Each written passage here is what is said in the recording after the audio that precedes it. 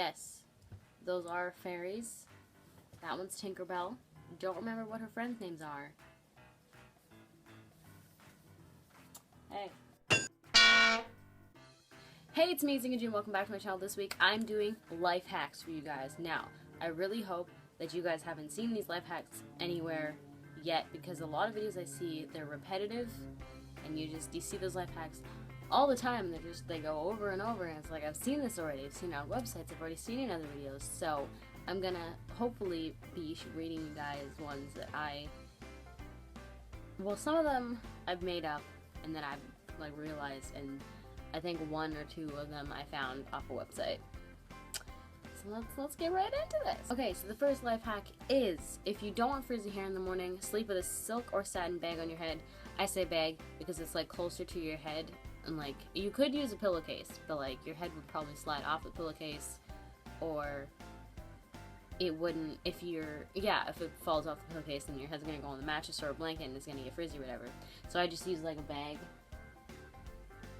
that does slide off my head, but I do put it back on and then deal with it, and it still works. So this one I got from WikiHow, and I was trying to figure out how to get rid of cold sore, and they just said to do a whole bunch of things, of products I don't have, or use Vaseline, and that works so well. I think it worked in 3 days. I can't remember because it's been a long time since I've had a cold sore, but if you have a cold sore, put it on. I think 3 days is the maximum. Don't quote me on it, but just test it out, and it might be 3 days. I think a week is as far as it'll take, but I don't think it'll even take a week. So I saw this on someone else's video where they're talking about trying to sneak downstairs, and I can't remember. They were saying to walk on the sides of the stairs, but I don't even know if that works for me, probably because of the way my stairs are in my house. But if you want to sneak down the stairs without making a sound and without your stairs creaking, walk on the closer side of the on the board.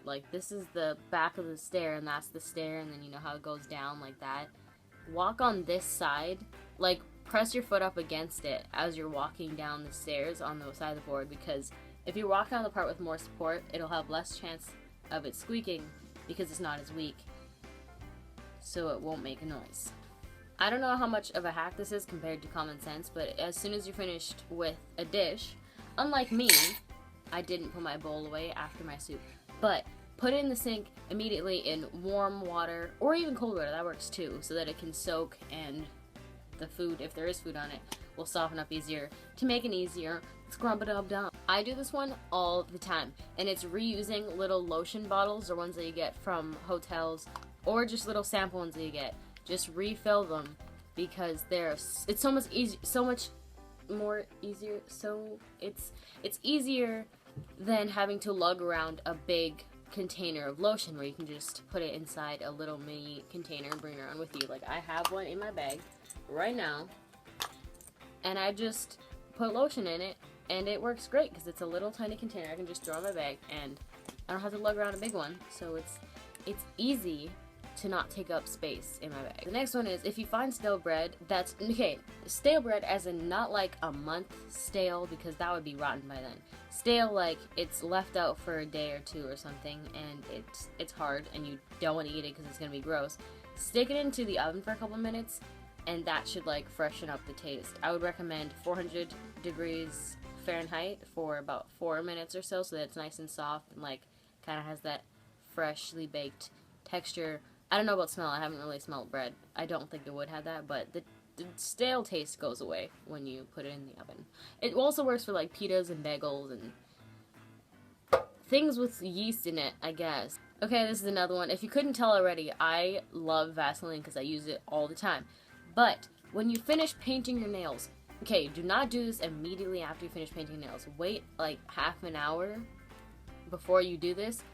But put Vaseline on your nail bed, where you painted your nails, obviously, and then around your cuticles. That doesn't really matter, but if you want extra moisture, then put it there. But it has to go over your nails, because that helps it.